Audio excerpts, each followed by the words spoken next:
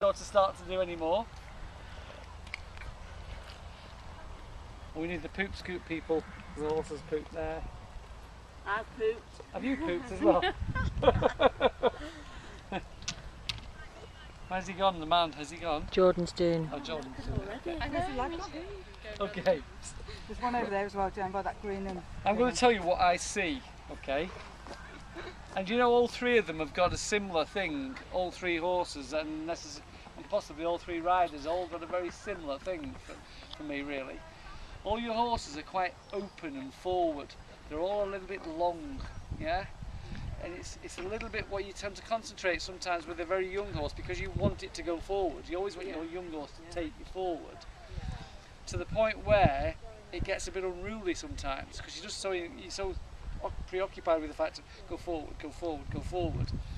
But if it's forward and uncontrolled, then it's no good.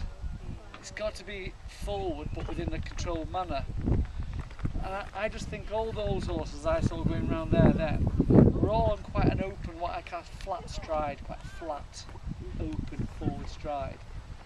And my main aim that would be with you three, what I'd like you to try and do, is just to contain your horse a little bit more, so that it comes a little bit more between your hand and leg. So it just, as I say, especially when you've got a big tall horse like this, and if you get a little bit long and forward like that, you can get in so much trouble when you go into a fence if they're like that.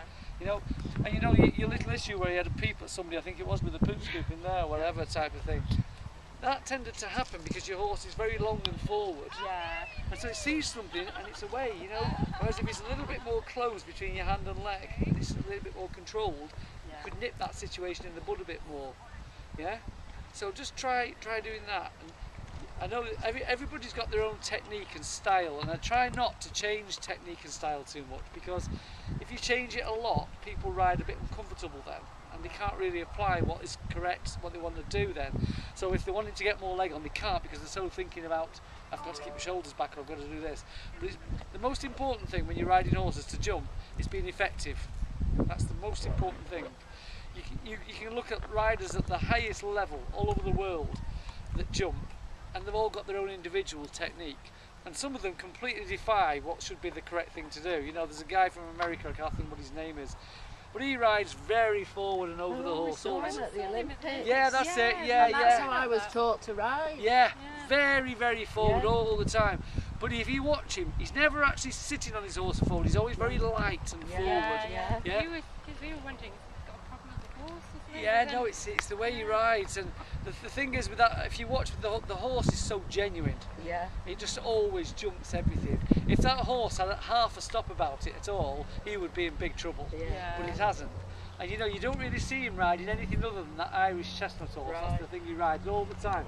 I'm sure in his own country he rides lots of others, but it's the only horse he's got at that level. And he rides very much like that. You know, you've got Nick Skelton of ours who rides with his elbows right out, you know, and all the time, and he really props the horse back and what have you. And you've got Ben Mayer who could go and do a Grand Prix dressage test if he wanted, because he sits. He's very upright. Yeah, sits perfectly still, you know what I mean, sort of thing. But they all have a main aim, which is that the horse comes in a controlled canter rhythm, and it's never too long and it's never too short. Because the sort of older fashioned, which you're talking about a bit, Ross, really in the past was, we used to go whoa, whoa, whoa, whoa, go on. Fire. Yeah. So it was like collection, fire forward, and that's what it used to be all the time.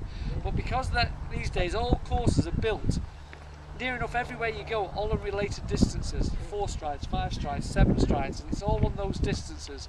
For your horse to get those things, you can't over collect and you can't over fire forward, because if you do, you're in trouble. You'll never get the distances correct. And your horse will get away with it maybe jumping around an 80 or maybe a 90 with you riding on some bad shots, but it won't when he gets a little bit bigger. You've got to be able to ride the horse in a controlled rhythm. So positionally, I don't want to change things too much as long as you're comfortable, but it's got to be effective. And there are things where you can try and just change things very slightly, I think. You know, I think you need to just start bring your shoulders back a little bit. Just, you know, don't do it to the extent where you'll be sitting like a dressage rider because you won't feel comfortable. But just bring them back a little bit more. It'll also keep your head up a little bit more as well, rather than because your head will tilt forward a little bit when you're leaning forward like that. Yeah. These two horses definitely go very big and forward and long, you know, and just want to give a little example. I don't know which horse is more forward from the leg. Your two. Well, his name's Idle, so he's going Yeah, I was Idle. going to say, he's at the moment, but normally he's a little bit behind. Okay. Okay. Just going to give you, just let you watch for a second. So we're going to do it with yours then, Catherine. Yeah. Yeah. Just going to do something, and I want you to see how we just only in a very slow walk and trot or whatever. We change something about the way you go straight away. So we just turn it away and then just face it the school. All right, and then just facing Louise down the school. So side on, Lisa and Ross can see it. So okay, and then just standing when you're ready. So in the stand, okay. What we learned about horses many years ago is that, like, if you kick a horse, you learn it to go forward. So you kick it, it goes. If you bring your weight back or you pull on the rein, the horse slows down or stops, depending on what you want.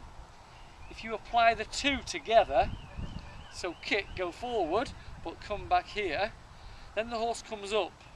And that's where you get like horses doing, like, you know, at an advanced level, piaffe, passage, canter pirouettes, things like that. That's not what we're aiming to do. But we want the degree of where the horse starts to prop back on his hocks, and where the horse is able to then use his back, sit back on his hocks, and shorten his canter without going to the point of collection. Okay? So you're just going to keep him straight there, and all I want you to do is just gently just bring your hands back. So you're just actually bringing him back now. So bring them back now. Okay, and as you're bringing them back now, I just want to give him one little kick. So kick, don't let him go anywhere. Kick, no, not nudge, kick. That's it. Oh. Good, there we go. Okay, so back again with the hands a bit more. One, so back, more. Okay, back, one more. Really feel, make it work. Say come back, that's it. And little kick, one. Back, there, okay, back. So, just within the frame, by doing that, the horse has now shortened his frame. Yeah? Yeah. So that principle works exactly the same when you're going forward. So we're just going to now get it to where we go forward. So you're going to come back again with your hands and a little kick. Okay, good. Okay, you're going to just give him one more little kick, make him know it's a kick. With young horses, it has to be positive. That's right. Good. We're going to make that's good. Okay. Now keep still. Now then, you're going to ask him to walk forward, but you're going to focus on the fact that his head doesn't change, it stays there. So keep the contact back of it, and ask him to walk forward, very slow. So little tiny kicks, back with your hands, back, pull, that leg, back with your hands, back, more, that's it, more, excellent, good, well done, good. And just turn to the left around that yellow and green fence and come back up, keep him back with your hands, go on, bring him back, and tap with the leg, tap, that's it, well done, good, okay, going up the school there now, you're going to ask him to trot, but you're not going to go yet, give him a big kick now but don't let him go, kick, good, and trot, back, hands come back, tap, hands come back, focus on it, really think about it, back with your hands and have a halt, as you halt, touch with the leg, back with your hands, touch with your leg. There we go, good boy, big pat. Okay, now that's just a real brief beginning of it, okay? Yeah. So the horse then, as you were trotting down there, whether you felt it or not, but your horse then was starting to come up. Yeah, I felt like he had more Springy. energy. Springing, yeah? Yeah. Instead of him going boom, boom, boom. Now that's what he was doing when I watched him going round. Yeah. And that's what he was doing when I watched him go round. Long, open stride. Got a lovely carriage, carries himself super, but it's a long, open stride. Very good, lucky, isn't it? Yeah. I find when I'm going around a course,